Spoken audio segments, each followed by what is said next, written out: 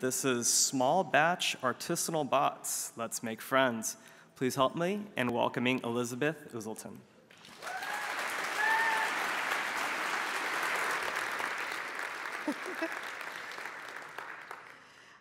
Hi, I'm Elizabeth Uzelton, and today I want to talk to you about bots. I'm going to show you a couple of walls of code in this talk, but the point isn't to memorize them. You can't, or even to follow along like super close. Like, it's the third day of the conference, and you just sit back and relax, take in some high-level ideas, and get your creativity flowing for what kind of bot you want to make.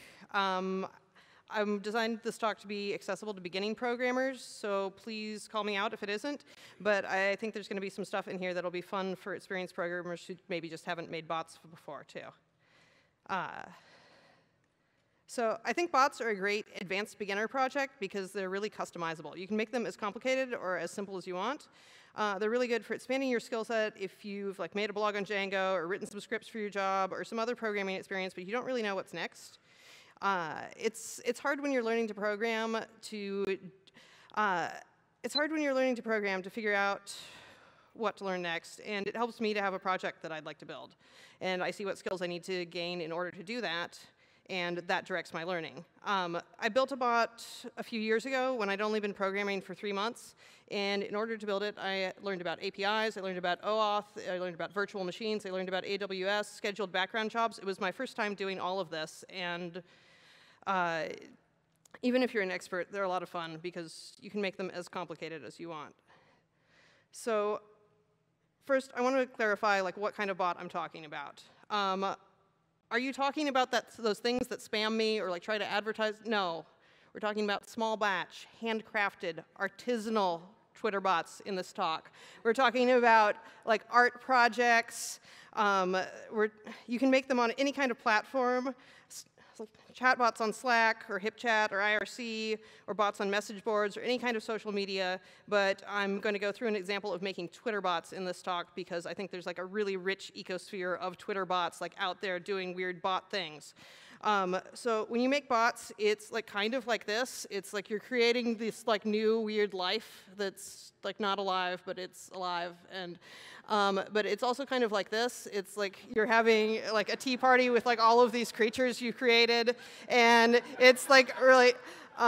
So I made a bot one time, and she told me that she got hit by a car on her bike. And I said, that seems unlikely, but I wasn't going to argue with her about it. And then this lawyer bot came out of nowhere on Twitter and was like, I will help you sue. And so then I got hit by a car on my bike a couple weeks later. It's okay, I'm fine, but I posted about it on Twitter, and the same lawyer bot came out and tried to talk to me about suing, and it was just bots are really weird, and they interact with you in ways, and with each other in ways you don't understand. So I wanted to show you some of the best examples of bots so that you kind of know what's what I'm talking about before we go into how to make them. I'm going to show you some bots that have been made by other people, but that are my favorite bots.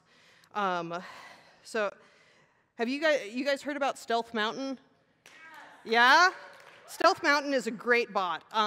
All Stealth Mountain does is Stealth Mountain finds tweets where people have said sneak peek, but they've spelled peek, P-E-A-K, and then it corrects people.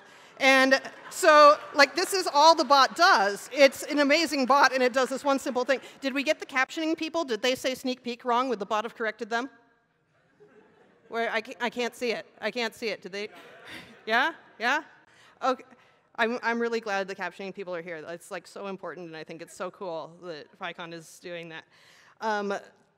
But so next, Viral Hulkbot is a bot that the Twitter user Undoing Sarah made that I really like. What it does is it scrapes BuzzFeed article titles and then replaces you and your with Hulk and uppercases it. And this is another example of it's something that it makes me laugh every time I see it. And it's you can build this. You can build this even if you're a beginning programmer. Olivia Taters is a bot maybe. Would be duplicate effort for me to write, and it would be cool Yeah. to include one by default. Yeah, it's really. Yeah, even if you think you could do a good job, it's like, man, do I want to spend my time and my headspace thinking up every horrible thing a person could say, Yeah. isn't it?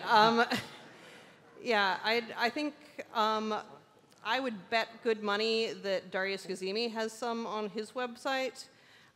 If not, I've been thinking about publishing the one that I use for my bots, but I don't really want that list of words attached to my name, you know? Like, that's the biggest problem with it.